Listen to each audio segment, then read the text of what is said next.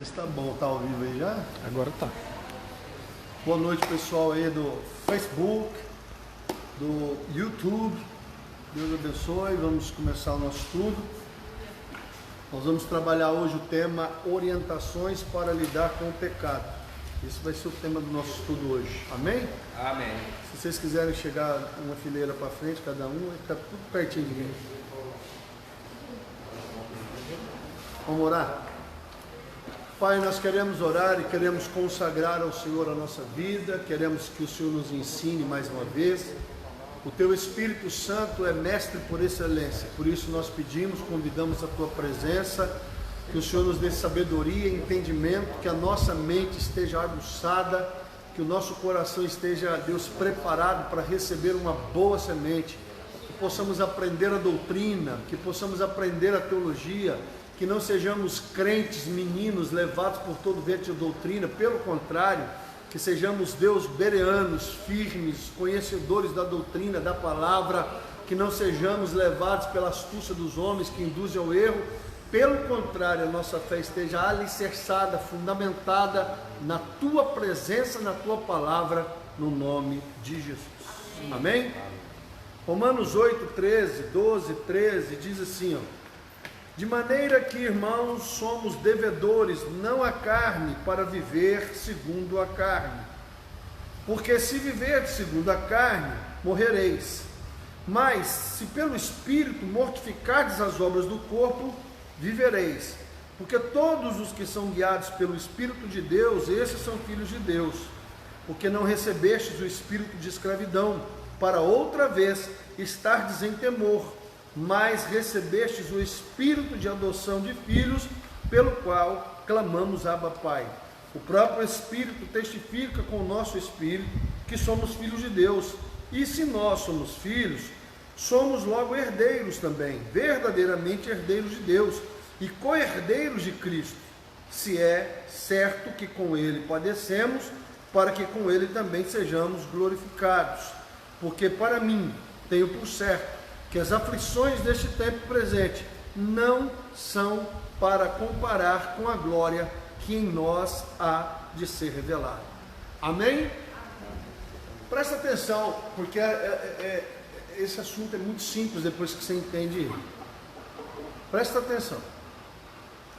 Eu já falei para vocês que nós temos dois pecados na Bíblia: o pecado pessoal ou individual e o pecado original.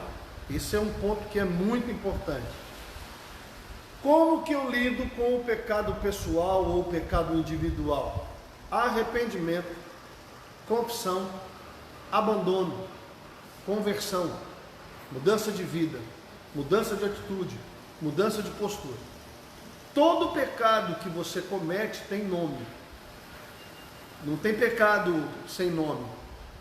Todo pecado pessoal, você comete ele consciente. Então você tem a escolha de fazer ou não.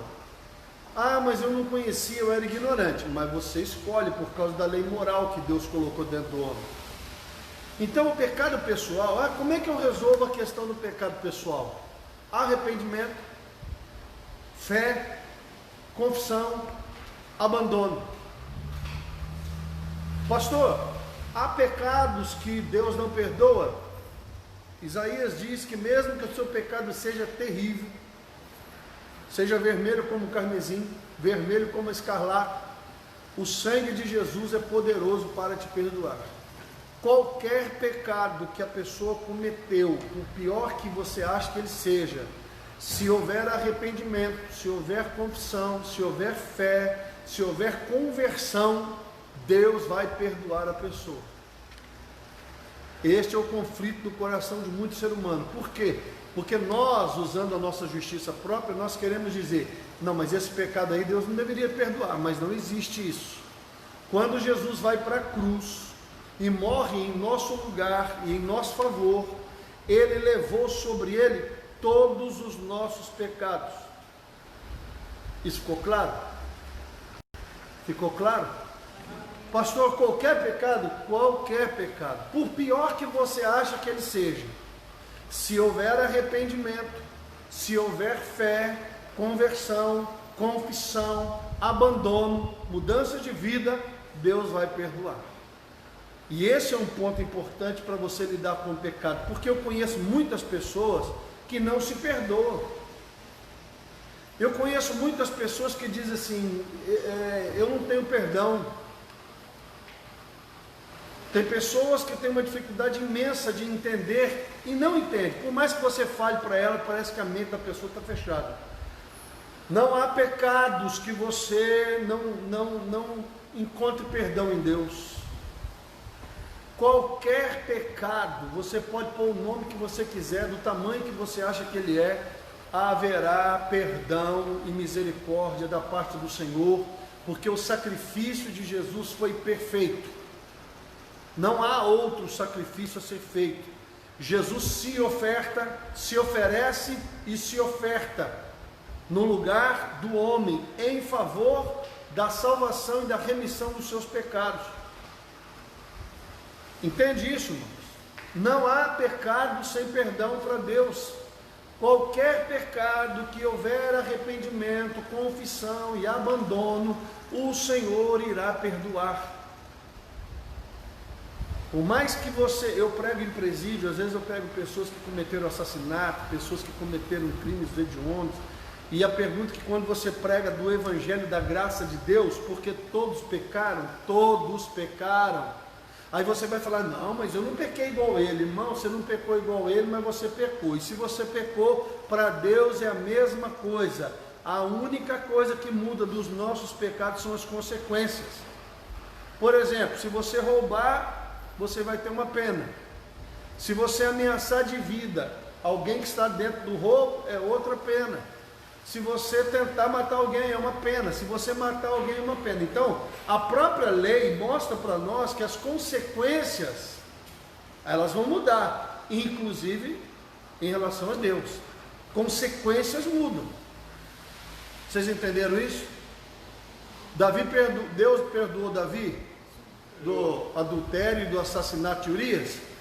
Sim ou não? Sim. Mas Deus não permitiu que ele construísse o templo. E o maior sonho de Davi era construir o templo. Se você estudar a história de Davi dentro dessa doutrina que nós estamos estudando, você vai descobrir que o preço que Davi paga, o maior problema de tudo para Davi, não foi nem a morte do bebê, nem o estupro de Tamar, nem a morte de Amon, nem a morte de Absalão. Irmãos, o preço mais alto, mais violento que Davi pagou, foi quando ele pediu para construir o templo, e o profeta disse, pode fazer o que está no teu coração. Quando o profeta chegou lá na porta do palácio, Deus falou, volta para trás, porque não é a minha palavra. Ele não vai construir o templo, porque há sangue nas mãos dele. E ele, que era um adorador apaixonado, Deus tirou dele o privilégio de construir o templo. O templo, que poderia ser o templo de Davi, virou o templo de Salomão. As consequências mudam? Óbvio que mudam. Agora presta atenção, o pecado para Deus é o mesmo. E o pior pecado do homem contra Deus, incredulidade em relação ao seu caráter e à sua palavra. Entenderam, irmãos? Pecado pessoal, pecado individual, como é que eu trato, pastor? Eu cometi um pecado, o que eu faço? A minha relação íntima com Deus está interrompida, eu não estou sentindo a presença de Deus, eu estou esfriando, eu estou morrendo espiritualmente, e eu estou percebendo que foi um pecado que eu cometi. Confessa, filho, se arrepende. Mas eu não estou sentindo arrependimento, então ore para que o Espírito gere arrependimento no teu coração, para que você alcance misericórdia, para que você alcance perdão. Então o pecado pessoal, ele é muito simples de você entender. O sacrifício de Jesus foi perfeito, não há mais nada a ser feito pelo seu pecado, não tem mais nada que você possa fazer, não há nenhum sacrifício que você vá fazer. Porque Jesus fez o sacrifício perfeito, morreu em nosso lugar, e Ele levou sobre Ele todas as nossas iniquidades, todos os nossos pecados, e por mais que você ache que o seu pecado é terrível, em Cristo você alcança misericórdia e perdão. Por quê? Porque Deus morreu pelos nossos pecados, e isso é ponto final. Mas não isenta você das consequências. E não isenta você das consequências, porque Abacuque diz que Deus, ele é longânimo, demora a ficar irado. Deus perdoa o nosso pecado, mas não retira a consequência. E eu sei por quê. Porque o ser humano, ele é meio sem vergonha.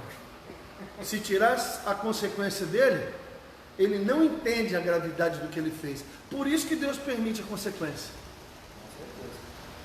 Porque o ser humano é igual uma criança. Eu lembro quando eu era menino. Minha mãe ia me bater. Eu, não, mamãe, não me bate não, que eu nunca mais faço isso. Oh, dó. 2 horas depois eu já estava cometendo o mesmo erro. Quando não batia, aí que era bom. Não, e ela batendo eu já fazia. Ela batendo em mim eu já repetia a dose, imagina se ela não batesse. A mãe batia no circo, para ninguém rir do outro. Então, e tinha isso também. Batia em mim, na minha irmã, batia na minha irmã em mim, para ninguém rir. Pode ligar o ar lá fazendo um favor, cara? Esse aqui, ó. As menopausas da vida tá.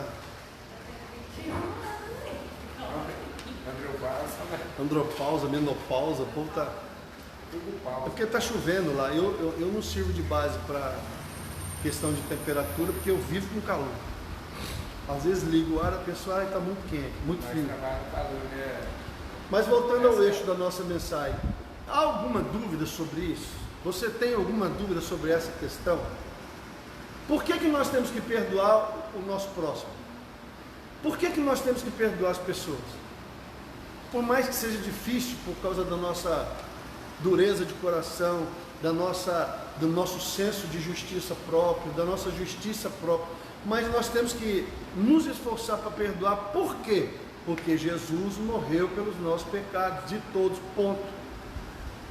Por isso que qualquer pessoa que entender a mensagem do Evangelho, que se achegar ao trono da graça, que pegar na ponta do altar e falar: Senhor, tem misericórdia de mim, me perdoa, Deus irá perdoar.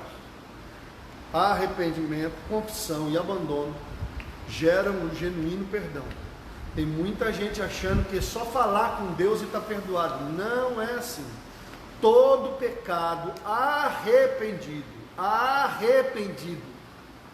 todo pecado confessado e abandonado encontra perdão. Tem muita gente com uma tese doutrinária de perdão que não é bíblica. A pessoa chega, não se arrependeu, ela está com remorso, aí ela pede um vulgo perdão para Deus e no outro dia ela comete o mesmo pecado. Não houve pecado, não houve perdão de pecado antes. Se pede perdão para o irmão, depois quando vê o irmão se você pede o perdão, se você fala que você está arrependido, mas você volta a praticar os mesmos atos, é porque você não está arrependido. Porque de fato você não se arrependeu.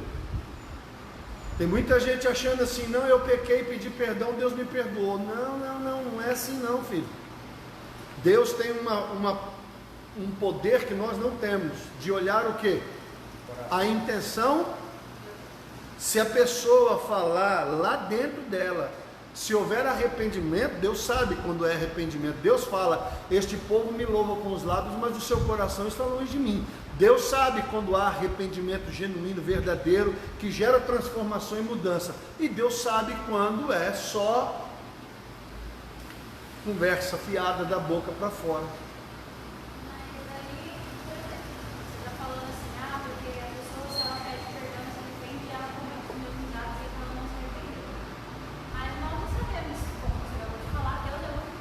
Sim. Se a pessoa se arrependeu ou não. Sim. E nem todo mundo passa por uma transformação de mudança assim, da noite para o dia.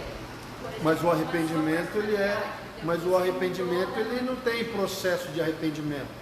Não é questão de processo de arrependimento, é questão do processo de transformação. A pessoa não vai transformar as práticas. Eu não estou dizendo que uma pessoa que pecou não vai pecar de novo.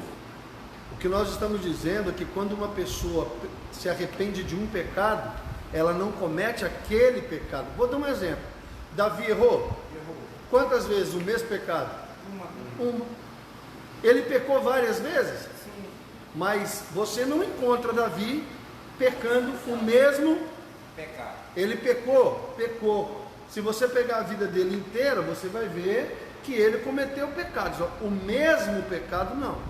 Mas Sansão cometeu o mesmo pecado. Sansão cometeu o mesmo Mas pecado. exatamente, o que aconteceu com ele? Como ele pecou, não se arrependeu, pecou, não se arrependeu, pecou, não se arrependeu, pecou, não se arrependeu, o que Deus permitiu na vida dele? Ele foi exposto, os seus olhos foram vazados, a cabeça foi raspada, ele foi colocado num moinho onde os animais puxavam, ele foi colocado dentro de uma arena para ser envergonhado, porque a história, não a Bíblia, mas a história diz que faziam jogos de gladiadores, anões com ele. Um homem que era temido foi completamente exposto à vergonha. Por quê? Porque ele brincou com o mesmo pecado. Ele não se arrependia, ele adulterava, prostituía e ele cometia o mesmo pecado. O que aconteceu no final? Ele arrependeu. A brincadeira dele, ou a falta de temor, ou a falta de arrependimento genuíno, levou ele a uma situação terrível. Pedro também passou por um processo, ele aceitou Jesus, ele viveu. Pior que quando Pedro começa a andar com Jesus, ele não se converte.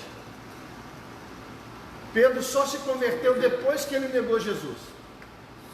Jesus disse para Pedro, no final do seu ministério: quando te converteres, ajuda os teus irmãos.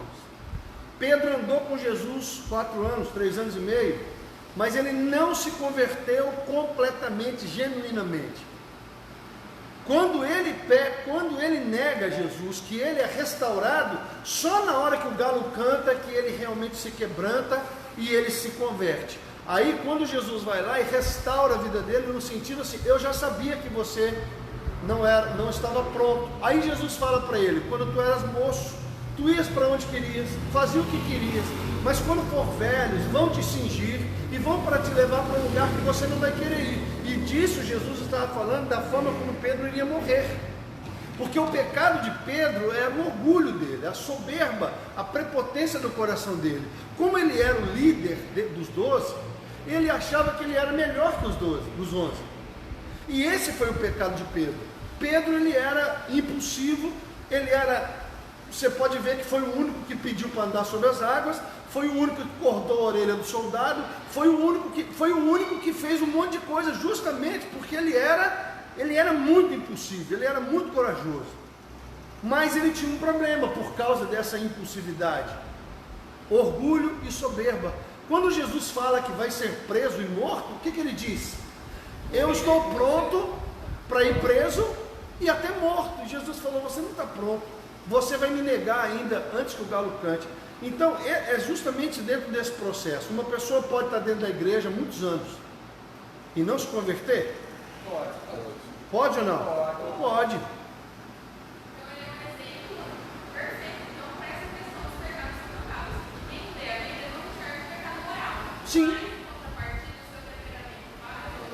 Sim, exatamente.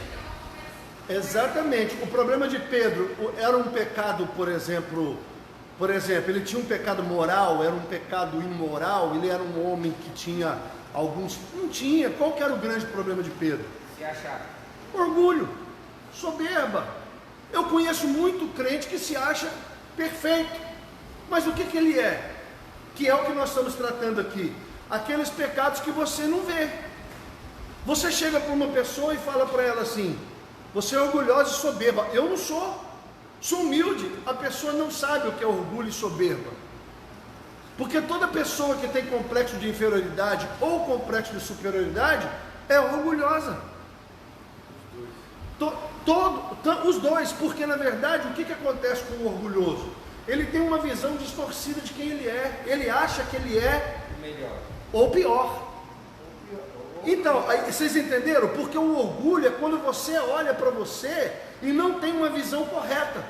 E às vezes o orgulhoso, ele pode desenvolver um complexo de inferioridade, ou ele pode desenvolver um complexo de superioridade, mas a raiz é o mesmo problema, é o orgulho. Uma pessoa que tem complexo de inferioridade, ela é soberba, ela é orgulhosa. Por quê? Porque ela tem um pensamento de como que as pessoas deveriam tratar ela.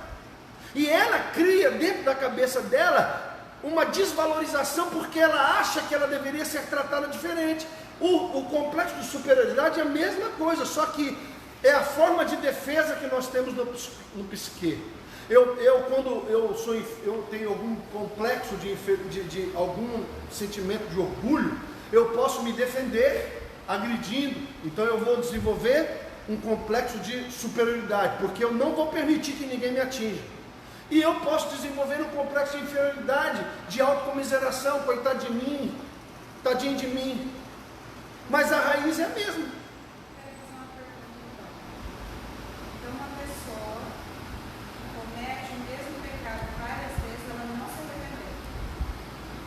arrependeu. Na maioria dos casos, sim. Então eu não posso afirmar isso. Por que nós não podemos afirmar 100%? Porque somente o Espírito Santo sabe a intenção. Por exemplo, às vezes vamos ter um caso aqui. A pessoa, ela tem problema de possessão demoníaca. Então já é um fator que altera. Por quê? Porque não é só ela. Às vezes, e eu vou falar uma coisa para vocês, os piores demônios para você expulsar da vida de alguém não são os demônios terríveis, Exus. O pior demônio são os de amargura, ressentimento, falta de perdão.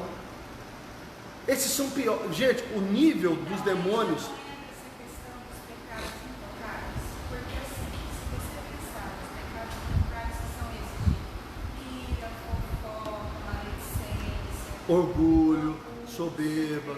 Essa área é uma área que, vamos dizer assim, as pessoas não se atentam muito para ela. Pega água para mim, Camila. Né? É uma área que não se atenta muito. Exatamente. Então, assim, geralmente a gente se atenta para aquilo que é muito grande, muito escandaloso. Sim, vamos dizer assim, é isso né? mesmo. Mas a pessoa sente, né? Não, aí o que acontece? Nesses pecados intocáveis, Às vezes não, porque cauteriza. nesses se pecados cauterizasse. intocáveis, ela pode repetir muitas vezes. Sim. E ela não pode ser arrependida. Mas não, vamos para a doutrina. A doutrina diz que a base do perdão é arrependimento, fé, conversão, confissão e abandono do pecado. Toda vez que Jesus curava, libertava alguém, o que ele dizia? Vai no pé. Vá e não peques mais, para que não te suceda coisa. Então, Isso não significa que a pessoa não voltar a cometer. O que eu quero dizer é o seguinte, mas então, se ela voltasse a cometer o pecado, o que ia acontecer? Ia piorar. a minha questão é, dessa questão de afirmar que alguém voltou a fazer o que fez, porque não houve arrependimento. É só esse ponto. Doutrinariamente é isso. Uma pessoa reincide no mesmo pecado porque ela realmente não tomou consciência, porque nós precisamos tratar o arrependimento não na definição simples. Nós temos que tratar o arrependimento na raiz dele. O arrependimento é uma tristeza profunda. O arrependimento ele é uma tristeza profunda dentro do teu ser, gerada pela consciência do que você fez, da gravidade do que você fez e do fato de você ter exposto Jesus ao vitupério, à vergonha. É como se você estivesse desprezando o sacrifício dele. Então, quando você entende o arrependimento não na definição simples, mas leva o arrependimento para um nível profundo, você vai entender que por que a pessoa voltou a cometer aquele pecado? Porque não houve arrependimento. O que acontece? Ninguém então se arrepende. Como assim? De nada. Lógico que arrepende. Todo mundo Aquele que sempre bebia não bebe vai- mais, aquele que matava não mate mais, aquele que roubava. Não, mas o que eu estou falando, exatamente, mas quantas vezes na sua vida inteira de igreja você tratou sobre esse tema? Pecados intocáveis. A maioria de nós nunca tratou esse tema. É um tema que não é discutido na igreja. Então, Se mentiu, não arrependeu. Vamos falar de Se eu minto pra Não, você, presta atenção. Presta atenção, ó. Vamos lá. Pastor, o cara tem problema, o pecado dele é a ira. O pecado dele é a ira. Ele irou. Entra comportamento, criação, um monte de coisa, temperamento. Ele irou, ele estourou, não teve domínio próprio. Ele pecou? Pecou. Aí ele voltou a cometer. Não. Talvez sim, talvez não. Mas não pode. Não é para estourar. Sim, o que eu estou querendo, entenda o que eu estou querendo dizer. Para você afirmar, isso é muito sério, você afirmar que alguém não volta a cometer aquilo, porque não se repete. Eu quero dizer, nós não estamos falando dos pecados escandalosos, estamos falando dos pequenos. O que eu estou falando para vocês. Ninguém presta atenção. Então você tem o seu momento. Nós estamos entrando num campo da subjeção. Eu não tenho como analisar sentimento de ninguém. Ninguém tem, só Deus. Eu estou falando para vocês porque nós temos que partir do campo doutrinário. Na doutrina, a doutrina diz que o perdão genuíno, ele leva em conta o arrependimento, a fé, a conversão e o abandono do pecado. Agora, nós podemos dizer, se não houve abandono, pode estar acontecendo algumas coisas. Por exemplo, possessão demoníaca. É um quadro que varia. Por exemplo, no caso de possessão, existem pessoas que estão inconscientes. Eu já vi casos de eu expulsar demônios de pessoas e a pessoa chegar e falar: onde eu estou? O que eu estou fazendo aqui? Ela não sabia nem onde estava. Agora, ela está sendo dominada por demônios de uma tal forma que ela está cometendo coisas e ela nem sabe. Então, uma coisa que vai mudar a dinâmica da consciência, uma possessão demoníaca. Esse é um fator. Outro quadro que pode afetar a questão do arrependimento, da questão da consciência, é a questão de doenças, pessoas doentes, pessoas que têm problemas mentais, pessoas que têm distúrbios e etc, etc. Então, não, mas nós estamos falando de modo geral, de uma forma geral. O perdão genuíno, ele vai pedir do pecador arrependimento, não remorso, porque o grande problema do remorso e do arrependimento é que eles têm sintomas parecidos. É igual o joio e o trigo. Só para você ter uma ideia, o joio e o trigo é tão igual que o agricultor não consegue distinguir o que é joio, o que é trigo, até que dê frutos. Porque quando o trigo ele dá fruto, ele quebra o pendão, ele cai, e o joio não, ele permanece em pé. Então olha só, o joio e o trigo é muito parecido, o remorso e o arrependimento é muito parecido. As pessoas se entristecem, as pessoas choram, as pessoas se quebrantam, as pessoas se desesperam. Mas qual é a diferença entre o joio e o trigo? O fruto. Qual é a diferença entre o remorso e o arrependimento? A mudança. Porque você precisa entender que o que vai fazer você ter uma vida de santidade? É você entender que o pecado é contra Cristo. Não, o pecado é contra Cristo. Quando você entende isso, gente, peraí, a Bíblia está dizendo lá em Hebreus que quem foi lavado, remido, perdoado, bebeu do Espírito, foi cheio do Espírito, bebeu do mundo vindouro, o homem que foi e ele volta à prática do pecado, a Bíblia diz que não há mais sacrifício por ele.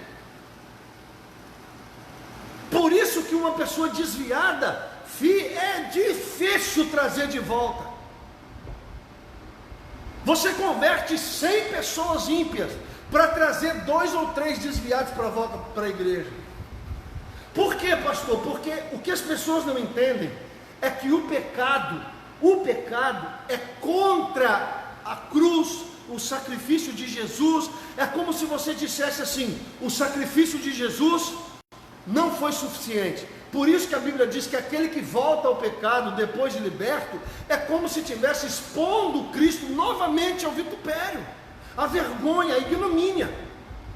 Porque, olha só, Jesus morreu por nós, pelos nossos pecados, e aí nós vamos lá e voltamos à prática do pecado. Então, a santidade genuína e verdadeira é quando você entende, por exemplo, já me perguntaram uma vez dando um estudo, você é fiel a Edilane? Não, eu sou fiel a Cristo. Você é fiel à igreja Rocha Eterna? Não, eu sou fiel a Cristo. Você é fiel aos seus pais? Não, eu sou fiel a Cristo. Eu não faço ou deixo de fazer muitas coisas, não porque as circunstâncias ou as coisas, ou porque alguém pediu, ou porque, por exemplo, ninguém anda comigo 24 horas por dia, nem minha mulher, nem meus filhos. Então, como que eu sei que eu realmente sou um homem santo? Quando eu vivo o padrão de santidade, independente de quem está do lado. Independente se eu estou no celular, no computador, no smartphone, onde eu estou, se eu estou sozinho, viajando, não, o padrão não vai mudar. Por quê? Porque a base é o relacionamento com Cristo. Então o arrependimento, ele vai acontecer quando? Quando você realmente tiver um nível de constrangimento dentro da sua alma, aquela vergonha profunda, aquela consciência de que você está desprezando a cruz, o sacrifício de Jesus, a morte de Jesus. Isso vai gerar em você uma mudança poderosa. Agora, pastor, tem variáveis? Tem. Os endemoniados, os doentes. Pastor, mas uma pessoa pode de forma consciente pecar? Pode, falta de vigilância. Mas ela vai estar consciente. Não, ela está sabendo que está pecando. Lógico que ela sabe. Por isso que a Bíblia fala: vigiai e orai, para que não entreis em... Por quê? Porque o Espírito está, mas a sua carne é... E aí nós abrimos o texto de hoje com Romanos 8:12. De maneira que, irmãos, somos devedores não à carne, para viver segundo a carne. Porque se viver segundo a carne, morrereis. Mas se pelo Espírito mortificados as obras do corpo, vivereis. Porque todos os que são guiados pelo Espírito de Deus... Aqui vem o problema. Gálatas 5 está falando o quê? Andai em espírito e não satisfareis os desejos. Aqui está dizendo que se eu sou guiado pelo Espírito, eu não vou viver segundo a carne. E aí Cristo está dizendo o quê? Negue-se a si mesmo, tome a sua cruz e segue-me. Qual que é o grande problema do ser humano em relação ao pecado? Todo pecado, sem exceção nenhuma, todos os pecados do homem estão vinculados ao seu desejo, à vontade da sua carne, ao desejo que ele tem de fazer aquilo. Ninguém peca, é uma coisa que eu não gosto, mas eu vou fazer. Não, é algo que ele gosta, fisicamente falando, humanamente falando. E todo pecado, segundo Tiago 1, 13, 14, 15, 16, diz que ninguém ao ser tentado diga sou tentado por Deus, porque Deus não é tentado pelo mal, e ninguém tenta. Cada um é tentado pelo seu desejo. Quando este o atrai, o seduz. O desejo consumado gera o pecado, e o pecado consumado gera a morte. Então qual é a raiz do pecado? O nosso desejo, a nossa vontade. Agora, por que lutar contra o pecado é tão difícil? Porque você está lutando contra o seu desejo, sobre algo que te dá prazer, sobre algo que você gosta. Você gosta, o pecado é gostoso. O pecado não é ruim, gente, presta atenção, não é ruim. Agora, o que é ruim no pecado? A consequência. Ninguém quer pegar a consequência. Não, aí quando eu trabalhei com casa de recuperação há muitos anos, quando é que o cara realmente queria mudar, queria ser liberto do vício? Ele já tinha perdido a família, ele já tinha perdido o emprego, ele já tinha perdido filhos, ele estava jurado de morte na boca pelo traficante. Aí, filho, ele batia na porta da igreja e falava: pelo amor de Deus, me ajuda. Eu estou entendendo.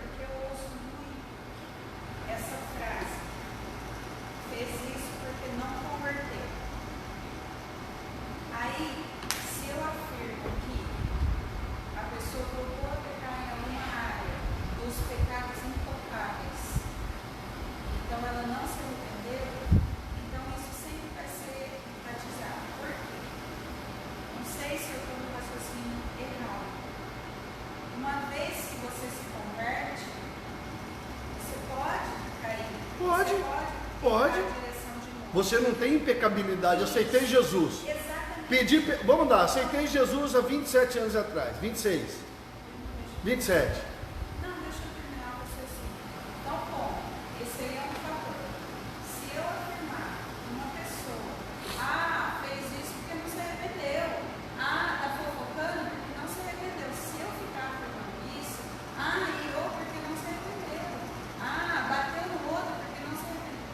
Ela pode não ter se arrependido daquele pecado. Por exemplo, uma pessoa pode se arrepender, vamos supor que tenha 20 pecados. Ela pode se arrepender de 19? E pode guardar um pecado de estimação? Por quê? Porque isso acontece. Porque, infelizmente, a gente é tendencioso a analisar a atitude dos outros. Sim, Então, que é um pecado. só que é um pecado. Então, Porque a Bíblia diz o quê? Não julgueis. nós não temos como afirmar isso. Uma pessoa voltou a fazer o que ela fez antes porque ela não se arrependeu. Nós, Nós entendemos assim, ó, que a pessoa, ela mas pecou, não deixou é de assim que não- funciona. Ela se arrependeu, ela confessou, ela abandonou, porque quantas vezes nós chegamos, erramos por irmão. Olha, meu irmão, eu quero te pedir perdão por isso, porque eu falei isso, eu não deveria ter falado, isso é maledicência, mas eu reconheço que eu não deveria ter feito isso, eu quero te pedir perdão diante de Deus. Não Então, mas aí como é que você vai saber se foi genuíno ou não? Então, por isso que eu Como é que você sabe se foi de verdade? os frutos dela. Ela passou 100 anos sem fazer aquilo. E um dia, num momento, numa fraqueza dela, ela foi lá e cometeu o mesmo pecado. Então ela não se arrependeu daquele. É isso? Aí ela se arrependeu. Aí ela se arrependeu, agora o pecado dela está em outra base. Falta de vigilância, porque ela já tem conhecimento. É isso que é importante. Ela já tem conhecimento. O que nós estamos falando são de coisas diferentes. Por exemplo, eu estou falando de uma pessoa, ó, uma pessoa foi liberta. Daqui 10, 15 anos ela foi lá e cometeu o mesmo pecado. Mas ela pegou sabendo. Então, mas aí já não é mais ignorância, já não é mais falta de conhecimento. Aí já é a questão mesmo. Existem vários fatores. Por A quê? falta de vigilância. Falta de vigilância, problemas espirituais, amargura, ressentimento, falta de, por exemplo, às vezes a pessoa se deixa minar por ódio, por raiva, por amargura. Essa caminhada. Agora, o que nós estamos tratando aqui é da doutrina pura, porque você não tem como tratar as nuances dos problemas, você tem que tratar a base. Não, mas nós temos que tratar a base. A base qual é a base do perdão? A base: arrependimento, fé, conversão, confissão e abandono. Então nós temos uma base. Como é que eu sei que uma pessoa realmente se arrependeu? Bom, se ela realmente se arrependeu, nós vamos ver alguns frutos: o arrependimento, a fé, a confissão, o abandono, E a mudança. a mudança, que nós chamamos de quê? Conversão. Não, na doutrina nós chamamos de conversão. Agora, vamos lá. Ela aceitou Jesus, ela se arrependeu, ela fez tudo. Ah, então agora ela ganhou o dom da impecabilidade? Não, e esse é o problema. O problema é que para você permanecer livre, você acha que tem problema você expulsar demônio? Não. Meu filho, nós temos a autoridade do santo, em nome de Jesus, sai, o demônio sai. Qual que é o problema da libertação? O demônio sai e anda por lugares áridos procurando uma nova vida. Se ele não encontrar, ele volta para a anterior. Se ela estiver limpa, adornada, varrida, ele volta. Chama 7 demônios pior do que ele. O que é o problema do ser humano em relação ao pecado? É exatamente esse. O problema não está na cruz, o problema não está na remissão, o problema não está no Espírito Santo, o problema está na submissão à doutrina, à palavra e à presença do Espírito. Se eu ando na presença do Espírito, se eu estou cheio do Espírito, meu irmão, agora presta atenção,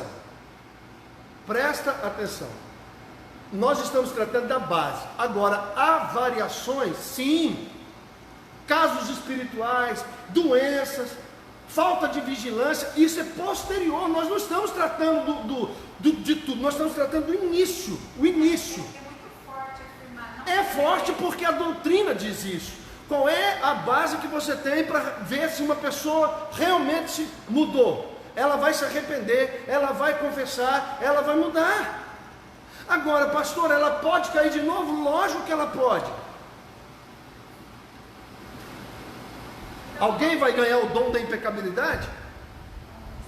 Mas aí é que está, nós estamos falando do start. Agora, depois do começo, nós precisamos entender justamente isso. Eu fui perdoado, fui lavado, fui remido no sangue de Jesus. Aliás, a gente tem que julgar, né, quem arrependeu. Nós estamos tratando de doutrina. A doutrina. Aí, ó, isso. A coluna é a base. A base. Qual é a base para a gente começar a discutir? Qual é a base para você? Ó, quando você estuda doutrina e teologia, qual é a base para você estudar uma matéria? Você tem que ter uma base. A base é: como é que eu sei que uma pessoa realmente se converteu, mudou de vida, tal? Olha, arrependimento, confissão, abandono, mudança de vida. Ele se converteu. Ponto. Essa é a base. Mas Hebreus está dizendo que se um cara for lavado e remido no sangue de Jesus, foi perdoado, batizado com o Espírito Santo, e ele volta à prática do pecado, ele está expondo Cristo à vergonha, à ignomínia. Entende isso? Pastor, o cara pode ser crente, convertido, e por falta de vigilância cair? Pode, mas só que eu quero que vocês entendam que isso é os adendos das possibilidades que existem depois. Mas nós não estamos tratando de tudo, nós estamos tratando da base. A base é essa. A base é essa e nós fazemos isso. Então, se eu digo que a gente, por exemplo, inveja, incredulidade, impaciência, fofoca, maledicência, também são pecados que ferem a santidade de Deus. Exatamente. Não vou viver nessa ideia. Sem cometer pecado, eu vou viver daquele Cristo como é verdade. Agora, vamos lá, pastor. Todos os pecados, sejam grandes ou intocáveis, eles têm perdão? Eles têm perdão? Como que eu vou alcançar perdão? Porque é disso que nós estamos tratando hoje. Como que eu consigo perdão dos meus pecados? Sejam eles pequenos ou... Então vamos lá, pastor. Eu não tenho nenhum pecado moral, eu tenho um pecado de caráter, porque os pecados têm raízes diferentes. Por exemplo, tem pecado que é moral, tem pecado que é de caráter, tem pecado que é de comportamento. Então é o seguinte, seja lá qual for o pecado, o que eu faço para me libertar do pecado? Seja ele pequeno ou grande? Arrepender, crer na palavra de Deus, confessar o meu pecado e abandoná-lo. Pastor, mas eu não estou conseguindo. Oração, jejum, palavra, meditação. Paulo diz o que? Esmurro o meu corpo e o coloco a sofreguidão para não ser reprovado naquilo que prego. Então presta atenção, o homem espiritual, diz a Bíblia, o homem espiritual se julga e não é julgado por ninguém. Se ele é espiritual e ele está vendo que ele tem, quantas vezes você já me ouviu dizer que eu tenho uma última batalha que eu estou travando, que é em relação ao meu comportamento? Você já me ouviu falar sobre isso? Eu sei o que eu tenho que mudar. Pastor, mas não é fácil. Lógico que não, porque se fosse fácil já tinha feito. Mas eu mudei? Mudei, pai, de 27 anos atrás até hoje eu mudei? O senhor é meu pai. O senhor está comigo desde quando eu nasci. Mudou muita coisa. Mudei muita coisa. Aí que está o segredo. Eu mudei e estou buscando a mudança. O que acontece na maioria dos crentes? Chega num determinado momento e ele para de mudar. Estou pronto. Esse é o problema do pecado intocado. Você vai chegar para ele e vai falar assim: irmão, isso é orgulho, isso aí é soberba, isso aí é ira, isso aí é falta de domínio próprio, isso aí é contenda, porfia. O cara não aceita. E é por isso que, por ele não aceitar a Bíblia, a palavra de Deus tratando de pecados simples e intocados, ele acha que isso não vai afastar ele da comunhão. Está faltando vigilância. Ele acha que a mentirinha não vai separar ele do Espírito Santo. Ele acha que o pecadinho que ele julga ser um pecado de comportamento ou um pecado que é bobo, irmãos, não é assim. O que nós precisamos entender é que o primeiro passo para você, como é que eu venço o pecado, seja ele, você tem que primeiro ter ciência que ele existe, porque não existe cura se você não souber a doença e a causa. Hebreus 6 fala que você Sim, estava falando. Hebreus 6. Hebreus 6,4 diz assim: porque é impossível que os que já uma vez foram iluminados e provaram o dom celestial, e se fizeram participantes do Espírito Santo, e provaram a boa palavra de Deus e as virtudes do século futuro, e recaíram, seja outra vez renovado para arrependimento. Pois assim, quanto a eles, de novo crucificaram o Filho de Deus e o expõe ao vitupério. Isso, aí vamos lá. Mas o cara aceitou Jesus? Ele se converteu? Tá bom. Então o que nós estamos tratando? É exatamente isso que nós estamos tratando. Porque, aquilo que eu falei para o Paulo, existe uma coisa que a Bíblia chama de cauterização da consciência. O Espírito Santo fala na tua consciência: isso está errado, isso é pecado, não faz isso, não faz isso, não faz isso. Mas você vai fazer duas coisas: ceder ao Espírito, se submeter à orientação dele, ou você vai fazer o quê? Cauterizar a consciência, arrumar uma desculpa para o teu pecado, para que você continue pecando sem sofrer psicologicamente. Sabe por que eu falo sobre essas questões também? De se arrepender, mudança de vida? Porque nós já vimos vários testemunhos de pessoas, homens de Deus, que tiveram experiências fortíssimas com Deus, na sua jornada de santidade, uma vida entregue, realmente verdadeira e genuína.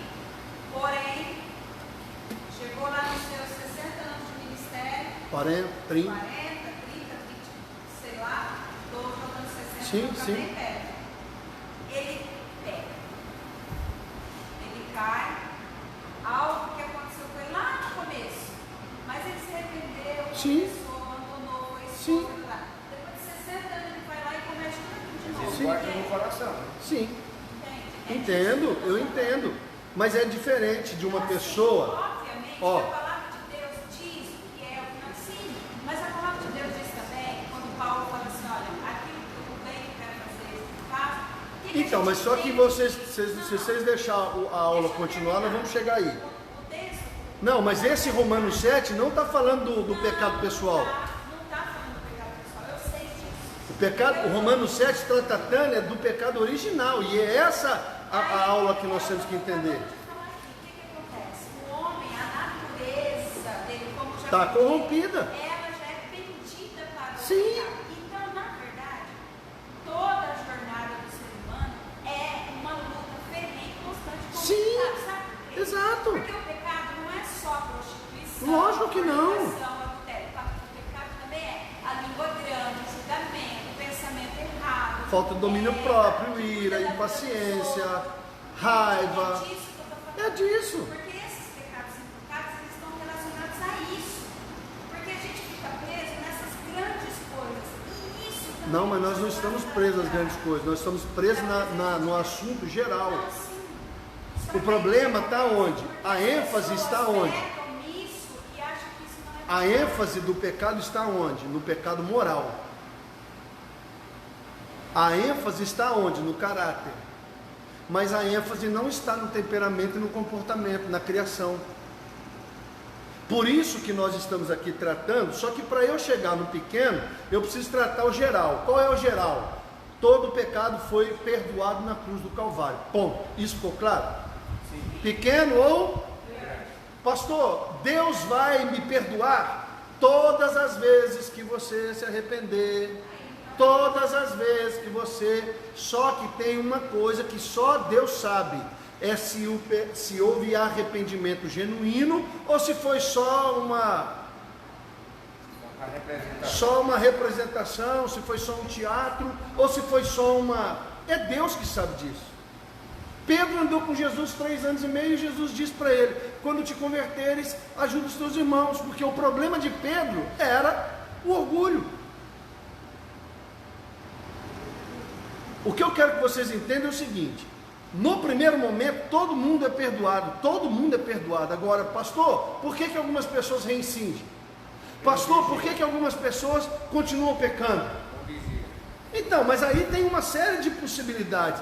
É o mundo espiritual, é doença mental, é uma questão, por exemplo, de falta de vigilância, é uma pessoa que se deixou amargurar no caminho.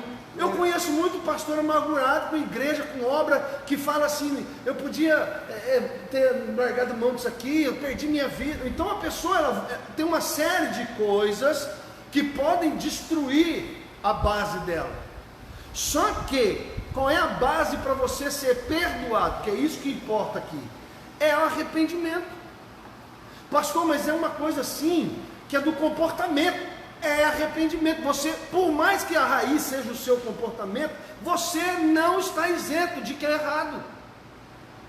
Eu não posso, por exemplo, eu sou colérico sanguíneo, então eu sou assim, está errado.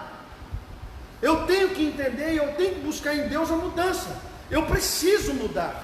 Tem que se arrepender e Eu tenho que me arrepender e estudar. Eu tenho que encher minhas talhas. Eu tenho que ler sobre aquele assunto. Eu tenho que ter humildade de falar: Deus, essa é uma área que eu quero mudança e eu não estou conseguindo. O sangue de Jesus me perdoa. Eu sei que todas as vezes que eu pecar, eu vou encontrar perdão, mas eu não quero mais reincidir. E então eu estou precisando de uma revelação do Teu Espírito para entender qual é a raiz de toda essa ira, de toda essa raiva, para que eu seja liberto disso, para que o espírito de ódio, de a raiva não me domine. Então tá, usando o seu exemplo. Quantas vezes você irou se arrepender? Muitas vezes. Entende isso? Muitas vezes. Mas pastor, então por que o senhor voltou a reincidir? Porque envolve o meu temperamento, envolve a minha natureza de ser. Por exemplo, eu vou dar um exemplo. Quando eu me arrependi, quando eu me aceitei a Cristo há 27 anos atrás, eu nunca mais fumei, Mas nunca mais bebi, nunca mais usei droga, nunca mais adulterei, nunca mais prostituí. Então o que eu entendi? Algumas coisas, por exemplo, pecados morais de caráter, às vezes são mais fáceis de você resolver do que pecados de criação e temperamento. então, mas quando você Agora, só que olha só, ira, isso, aí você ira, Iro. aí instantaneamente você já se arrepende. não, instantaneamente não, depois que o sangue abaixa. É. Aí o Espírito Santo vem e fala assim: agora você vai lá, você vai se envergonhar. Aí assim, você ira, sobe o sangue e fica certo. Isso. Porque as emoções servem a gente. Aí depois que você volta ao normal, o Espírito Santo fala para você assim: que coisa feia. Agora você vai lá, você vai se envergonhar, você vai ter que pedir perdão, porque você não teve. Ah, então onde está o problema? Ser mais dependente do Espírito Santo. Eu sei disso. Mas a base é a mesma. O que não pode acontecer? É a pessoa descansar no quê?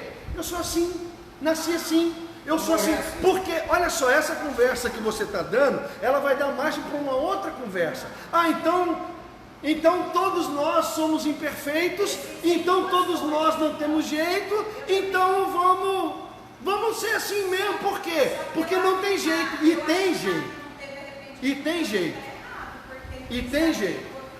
Se a pessoa comete o pecado e fica reincidindo, não houve arrependimento. Se ela pecou 20 anos depois, ela vacilou e caiu, houve arrependimento, mas houve falta de vigilância. Gente, o que eu estou falando para você, existe uma diferença entre pecador e pecadeiro.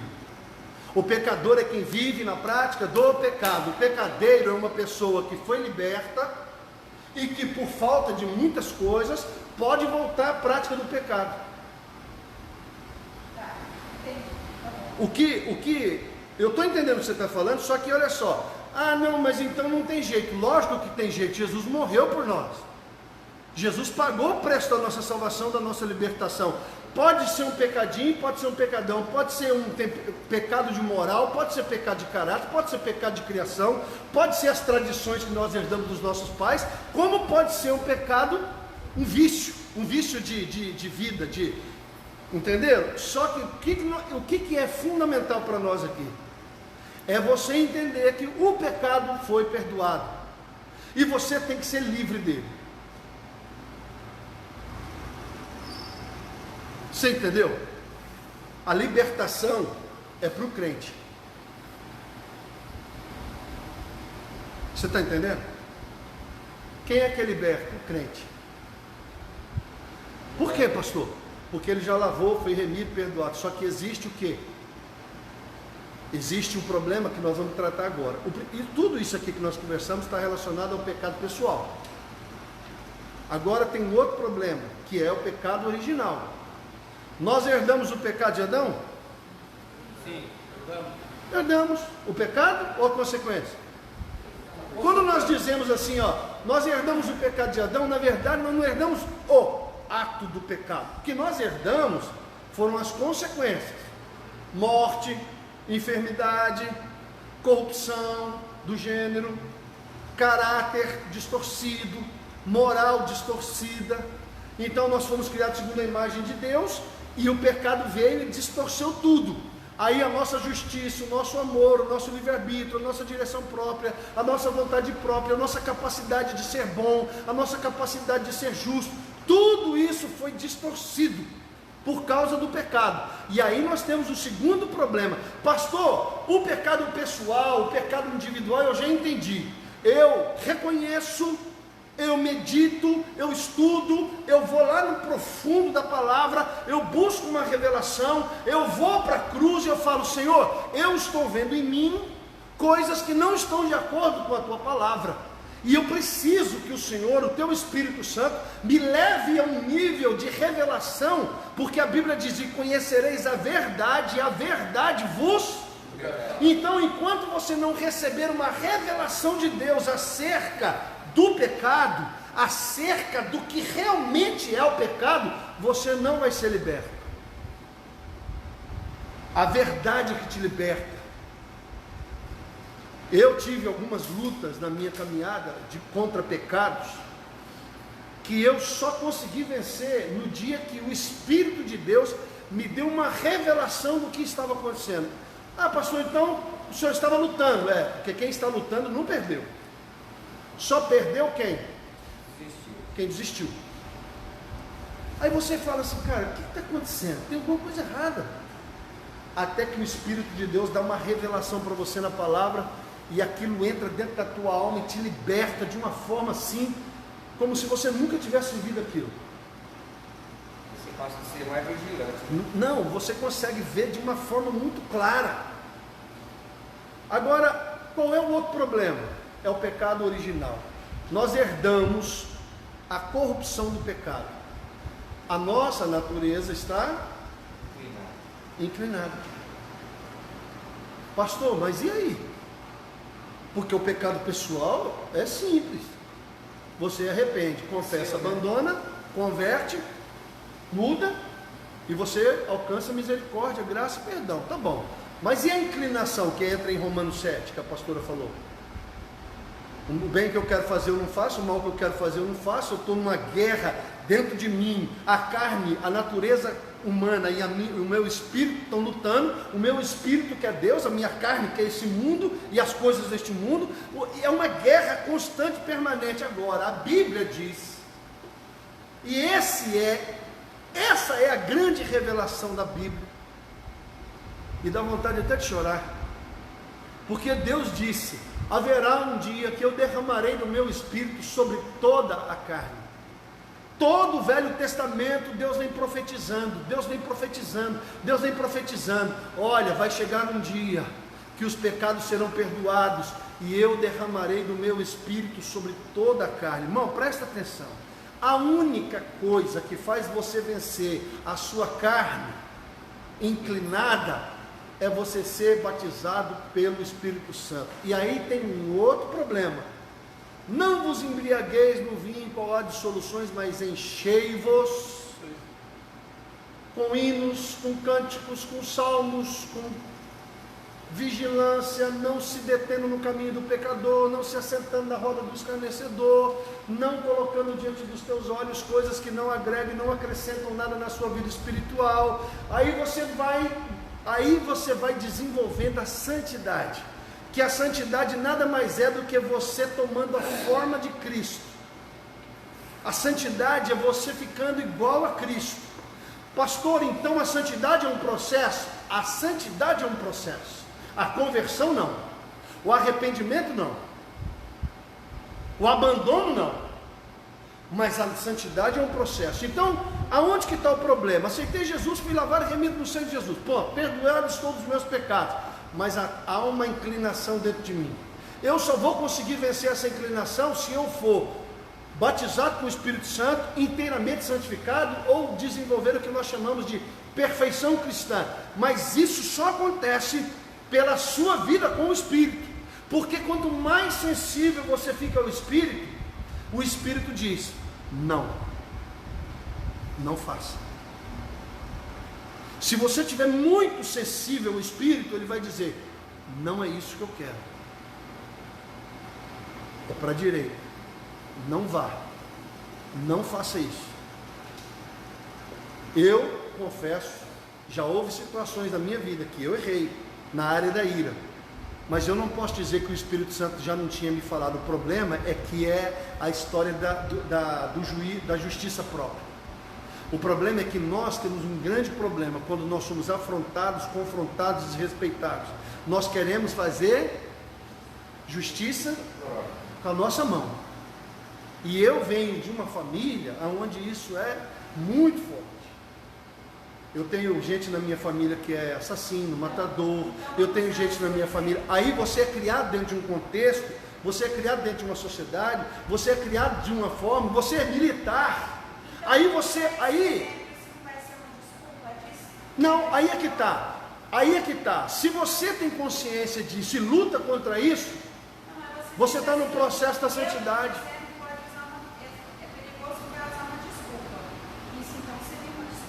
Não é uma desculpa, porque a pessoa não desistiu de lutar. É uma desculpa quando a pessoa diz o quê? Eu nasci assim, eu vivi assim, e vou morrer, e Deus vai me aceitar, e eu vou entrar no céu. Isso vale para ira, fofoca, impaciência, mentira, engano. É a pessoa que ela fala assim: não, tem gente que peca muito mais do que eu. Eu já ouvi essa frase. Ixi, pastor, eu estou bem demais. Eu não fiz nem um terço do que esse cara fez. Eu cansei de ver o doutor Sam falar que ele fazia mais caridade sem ser evangélico, sem ser nada, do que a pessoa que estava ali. Mas ela arruma uma forma de quê? De aliviar o karma. Dá uma cesta básica. Então, mas ele fez parte de graça. Aí que tá. Ele dá um jeito de fazer o quê? Bonzinho. Não, ele dá um jeito de aliviar a balança do karma e do dharma, porque depende da base religiosa dele. Ele vai para uma linha de quê? De compensação. Eu estou aqui para ser aperfeiçoado nesse planeta. Então como é que eu vou ser aperfeiçoado? Fazendo bem. Mas eu não consigo fazer só o bem, então eu faço o bem e o mal. Então o que eu faço? Yang Yung. Já viu aquele desenho do preto e do branco? O branco com a pinta preta, o preto com a pinta branca. O que aquilo está dizendo? O mal precisa do bem, o bem precisa do mal. Então eu preciso aperfeiçoar, evoluir. E como é que eu faço isso? Fazendo bem. Então eu conheço pessoas que são ímpias, que fazem muito mais obra de caridade do que um cristão. Mas isso não significa que ele vai ser salvo. Por quê? Porque a base da salvação não é a obra, é a cruz. É o sangue de Jesus. Ninguém vai ser salvo por obras, ninguém vai ser salvo por bondade, ninguém vai ser salvo porque é um bom cidadão, ninguém vai ser, o cara não vai ser salvo pelo purgatório, nem pela reencarnação. Ele não vai ser salvo pelas obras, pela caridade, pelo amor, pela bondade, porque ele cuida de animais, porque ele tem um canil. Ele não vai ser salvo por isso. Só se crê. Ele vai ser salvo se ele crê no sacrifício de Jesus na cruz por ele. E a Bíblia... Mas a salvação precisa? Não, a salvação tem como fruto as obras, porque uma pessoa salva, que conhece o Evangelho de verdade, vai fazer o bem para o próximo, não vai judiar de animais. As obras sem fé é morta, e a fé sem obras também é morta. Adianta você ter muitas obras e não ter fé? Adianta você ter muita fé e não ter obras? O que a Bíblia está dizendo? Paulo está dizendo que a fé, as obras não salvam. Tiago vem dizendo que a fé sem obras, mas o que eles estão dizendo? Eles estão falando a mesma coisa. Só que Paulo está tratando o fato daqueles que acham que vão se salvar pelas obras. E Tiago está dizendo que depois que você foi salvo, as obras são necessárias. Eles estão falando da mesma coisa, só que Paulo está falando antes e Tiago está falando depois. Porque o que acontece nessa doutrina da fé e das obras? Há quem defenda que as obras são a base da salvação. Faço o bem, logo sou salvo. Tiago vai falar, porque tem muito crente que fala, bom, já estou salvo, não preciso fazer as obras. Não preciso trabalhar, não preciso evangelizar, não preciso fazer nada. E muita gente, eu já estou salvo. Principalmente calvinistas, predestinados. Já estou salvo. Não preciso fazer nada. Só que Tiago vem falando, peraí. Você revela quem você é e a tua fé quando você faz o que Cristo faz. E o que Cristo fazia? Cuidava, ajudava, evangelizava, curava, libertava, pregava. Então eles estão falando a mesma coisa. Basicamente, o que você precisa entender sobre o pecado? 2 pecados, para a gente encerrar. 2 pecados, pessoal, original. Como é que eu resolvo o pecado pessoal? Arrependimento, confissão, abandono, fé na palavra. Não é você ter fé emocional. Eu tenho fé, mas depende das minhas emoções. Não é isso não. É você crer no que a palavra de Deus diz. É a fé. Fé, arrependimento, confissão, abandono. Pastor, isso serve para pecadinho e pecadão? Para tudo, né? Para tudo. Então qual que é o problema do pecado intocável? É quando o cara acha que aquilo não é pecado. Não é insignificante. Você entendeu o problema do pecado intocável? Qual que é o problema do pecado intocável? O cara acha que não é pecado. Ou ele acha que isso não tem problema. O que tem mentir? Mentirinha. Mentira branca.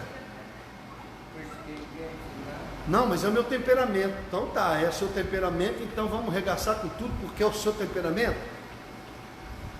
Espera aí, o que a Bíblia diz? O que a Bíblia diz? Um dos frutos, uma das manifestações do fruto do Espírito, domínio. Então eu não tenho,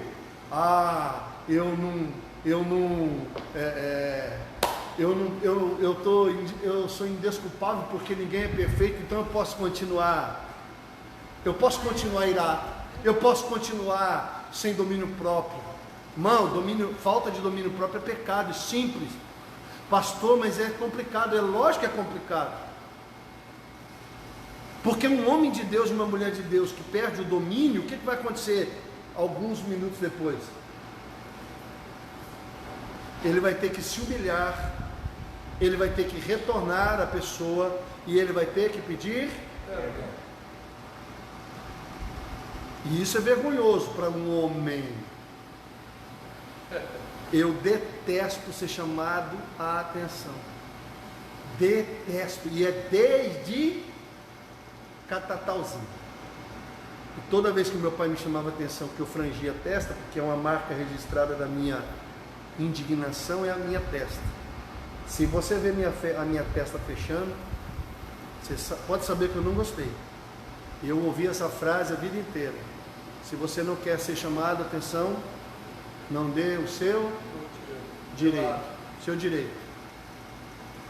Então, quando você erra, depois de velho, na fé, sabendo tudo, e mesmo assim você comete o pecado, aquele erro, é vergonhoso. Porque pelo tempo que você já está na caminhada, essas coisas já deviam. Agora eu olho para o meu passado, eu vou falar de mim que é mais fácil. Eu melhorei? Rapaz, demais. Está aí o meu pai, que me conhece há 49 anos, e minha mulher que está comigo já há 36. Eu melhorei demais. Agora, então tá bom. Não tá bom não. Só vai estar bom quando? Só quando Cristo voltar, ou quando você conseguir, diante de uma situação que você, por exemplo, eu já não bato assim, soco, né? Aí antigamente eu pegava o cara e moía no pau. Depois eu falava, como é que é a frase? Dá 5 minutos aí, Jesus. Então a gente vai melhorando, mas não é fácil não. Porque uma coisa que você precisa entender é a base do pecado: moral, caráter, comportamento, temperamento, criação e tradição. eu fui criado pelo meu pai, e ele não era crente, obviamente, mas se eu apanhasse na escola, quando eu chegava em casa eu apanhava de novo. Foi assim que seu pai te criou? E então, quando alguém brigava comigo na escola, eu tinha que... Meu filho, eu tinha que bater no cara, porque se eu apanhasse do cara, eu tinha que chegar em casa e eu ia tomar outra surra. Ah, pastor, mas isso aí foi há 27 anos atrás, irmão. É porque na nossa família, Sim. toda a vida, para sobreviver, teve que se defender. Sim. Meu avô. Meu avô era do Lampião, meu avô... Ele foi cangaceiro. Meu avô foi cangaceiro. Outro tio foi cangaceiro. Tem tio- tem primo que é justiceiro. Sim. Até hoje. Olha para você ver, meu avô, meu avô conheceu Maria Bonita e Lampião. Meu avô morreu com 97 anos. Meu avô foi do cangaço, meu tio foi do cangaço. Na minha família no Nordeste, nós temos uma lista de gente que vingador. Eu tenho um tio meu em Campo Grande que o cara foi assaltar ele matou. Então a nossa família é uma família violenta. Andar armado. Ah, mas aceitou Jesus, então mudou tudo. Mudou bastante coisa, mas é uma guerra com criação, é uma guerra com tradição, é uma guerra com comportamento, é uma guerra de caráter, das características que você tem que ter em Cristo, e é uma guerra moral, que é o pecado original. Agora, aí depende. É igual essa pergunta que a irmã está fazendo da maldição hereditária. Irmãos, aceitei Jesus, todos os pecados foram perdoados, quebrados e tal. Eu já vi isso, muita gente é assim, mas eu já vi pessoas que teve que fazer quebra de maldição. É todo mundo? Não. Talvez seja uma questão de fé. Por exemplo, tem gente que aceita Jesus e fala: tudo foi quebrado, perdoado, lavado, remido no sangue de Jesus, as coisas velhas se passaram, tudo se fez novo. Tem gente que tem essa fé, mas tem gente que não tem essa fé. Então, às vezes se faz necessário até como uma estratégia para levar a pessoa a uma confissão mais minuciosa, para que ela possa ser liberta na mente. Não é uma regra geral, Silvana, mas há casos que sim. Todo mundo morre de câncer, todo mundo morre de acidente, todo mundo é viciado, todo mundo, a família toda. Aí há casos, porque a Bíblia trata de espíritos familiares. Essa história de quebra de maldição, ela tem uma raiz. Qual é a raiz? Se você estudar na Bíblia sobre espíritos familiares, o que você vai descobrir? Por exemplo, quando Jacó está indo embora, a mulher dele pega os ídolos do lar e leva escondido na barraca. Os ídolos do lar, que eles tinham ídolos dentro da casa, porque quando eles peregrinavam, não tinha templo, não tinha onde eles adorarem. Onde que eles adoravam? Em casa. E muitos daquele povo antigo tinham ídolos do lar. Então existem espíritos familiares que entram na vida das pessoas. Por quê? Porque o triavô, o tataravô, o bisavô, o avô foi no centro, na ignorância dele, na fé que ele tinha, ele faz pactos, ele faz alianças, e aí, meu irmão, o demônio entra dentro de uma família e ele vai lutar desesperadamente para não sair. O nordestino, por exemplo, tem esse negócio de fazer pactos, de encurtar. A pessoa está aqui, mas ninguém enxerga ele, consegue se... Eu vi aquele cara, eu estava com o senhor lá, aquele oração do livro São Cipriano. O cara pegou uma faca e enfiou no rastro do cara, fez uma reza lá, a mulher ficou andando mais de 2 horas sem saber para onde ia. E ele fez a oração e falou para nós: eu vou rezar aqui e ela não vai conseguir chegar em casa. Nós uma vez queríamos ir pescar e começou a chover. O cara foi lá, catou uma galinha, não sei o que, fez um trabalho. Ele falou assim, ele falou para mim assim: ô João, o Miguel, o nome dele. Ô João, se eu desviar a chuva, nós vamos pescar? Falei, vamos. E ele desviou a chuva. Aí ele foi lá, desviou a chuva. Quando foi no outro dia, estava lá entrevado. Falei, aí, ó, olha o resultado aí. Não, mas ele desviou a chuva. O que ele fez? Ele falou para mim assim: irmão, eu fui para a Bahia, que a família deles é a família de feiticeiro. Eu fui para a Bahia, lá na Bahia você planta uma bananeira agora, quando é meio-dia ela está dando cacho. Resumindo, ficou claro para vocês essa questão de como que eu lido com o pecado? Que essa é a parte importante. Pecados individuais, eu tenho que chamar pelo nome, me arrepender, confessar, abandonar e crer na palavra. Ponto. Pecado original, como é que eu resolvo? Batismo com o Espírito Santo e se encher continuamente. Agora, qual que é o problema desse encher-se? Vamos para Ezequiel 37, 47 do rio purificador. Eu não lembro se é 37, 47. 37 é o vale dos. Então é 47. Lá diz que o homem mediu 1000 côvados e andou até o artelho, mediu 1000 côvados e andou até o joelho, mediu 1000 côvados e era no lombo, e mediu 1000 côvados e era uma água que não se podia atravessar senão a nado. O que eu e você precisamos aprender sobre isso? Na nossa caminhada com Cristo, nós temos que aprofundar a nossa relação com o Espírito Santo, porque quem nos livra da nossa natureza corrompida é o Espírito. Porque lá no tabernáculo, que é um tema que minha esposa ama, a arca da aliança era de madeira morta, de acácia, revestida com ouro. O que nós aprendemos pela revelação da palavra? Se você não revestir a natureza de Deus sobre a sua natureza morta, você não vai vencer o pecado. Irmãos, todo lugar na Bíblia que tem madeira revestida de ouro, é Deus dizendo que naquela área é necessário que haja natureza divina cobrindo a natureza caída do homem. A mesa da proposição, madeira de acácia coberta de ouro. Arca da aliança, madeira de acácia coberta de ouro. Mesa da proposição, a tampa do tabernáculo, só de ouro. O candelabro que iluminava o tabernáculo, ouro puro. Entendeu?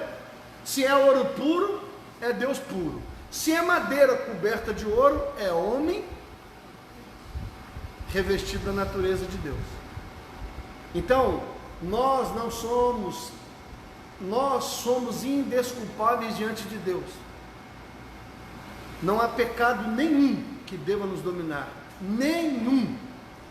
E se nós formos assíduos estudantes da palavra, meditando na palavra, orando e buscando ao Senhor, e se nós tivermos um senso de julgamento próprio, e nós formos para a Bíblia e falar, isso não é de Deus, contenda não é de Deus, porfia não é de Deus, rebeldia não é de Deus, ira não é de Deus, irai-vos, mas não pequeis, está lá também. Alguns dizem que o irar é normal desde que você não dê vazão ao pecado. Mas a verdade é uma só. Nós vivemos um processo permanente, por isso que chama santidade ao Senhor. É um processo de chegar à estatura de Cristo. E o que a Bíblia chama de estatura de Cristo? É quando você tem o caráter de Cristo. É quando a pessoa olha para nós e fala, eu vejo Cristo em você. Esse é o alvo nosso. É ser como Cristo. É fácil? Não, porque negar a si mesmo, não ser egoísta. Foi o que eu preguei esse domingo retrasado, O egoísmo, as coisas que nós não queremos abrir mão da nossa vontade, nós não queremos abrir mão do nosso prazer, nós não queremos abrir mão do nosso descanso, nós não queremos abrir mão, mano. E aí isso limita a obra do Espírito em nós. E aí nós continuamos salvos sem estar completamente. Eu falo para vocês, já me perguntaram isso no seminário. Pastor, um homem pode viver sem pecar? É possível viver uma vida sem pecar? É. Aí ele me perguntou, o aluno, o que eu tenho que fazer? Eu falei, você tem que ser um com o Espírito. Mais um. O Espírito Santo tem que estar num nível de intimidade com você, como aconteceu com Enoque. E a Bíblia diz, Enoque agradou o Senhor de tal forma que Deus o tomou para si. Se tem um cara que eu quero conhecer no céu, é Enoque. A minha pergunta para ele é clara: Enoque, é você, filho? É, sou eu. O que você fez para Deus tomar você para Ele, sem você passar pela morte? Então, olha para você ver, o nível de intimidade com o Espírito Santo vai gerar em você um nível de santidade, porque o Espírito de Deus é santo, e é o Espírito Santo que promove a salvação, a santificação, a justificação, a regeneração, a adoção. Em outras palavras, a obra hoje é do Espírito, porque ele aplica em nós tudo o que Cristo fez. Então, se você não buscar o Espírito Santo com profundidade, nós sempre vamos estar aquém daquilo que nós poderíamos ser, e isso vale para todos. Amém? Vamos ficar em pé? Eu quero dizer uma coisa para vocês: essa aula foi a melhor de todas. Ai daquele que aceita Jesus Cristo como seu Salvador e se desvia de seus caminhos. Essa foi maravilhosamente boa. É esse o nível que a gente... Esse é o nível que a gente precisa. Sabe por quê? Porque nós estamos aqui para aprender. São as perguntas, são as conversas, são as discussões, no bom sentido, que fazem a matéria fluir. Porque aí a gente vê realmente que a pessoa está recebendo. Ela não está simplesmente aqui. Ah, que aula é chata. É chato porque você não está interessado. Mas se você realmente estiver interessado em aprender, você vai. Senhor, nós queremos agradecer por esta aula maravilhosa. Que todas as nossas aulas possam ser assim. Que possamos realmente nos aprofundar. Que possamos realmente desejar o conhecimento, a revelação, o entendimento da doutrina. Para que sejamos maduros na fé e não sejamos meninos. Antes o Senhor nos fortaleça, nos capacite, nos ajude. Que agora o amor de Deus, nosso Pai, a graça de Cristo, a comunhão, o consolo e o poder do Espírito Santo seja sobre nós, desde agora e para sempre. Amém? Quinta-feira, 19 horas, culto de oração.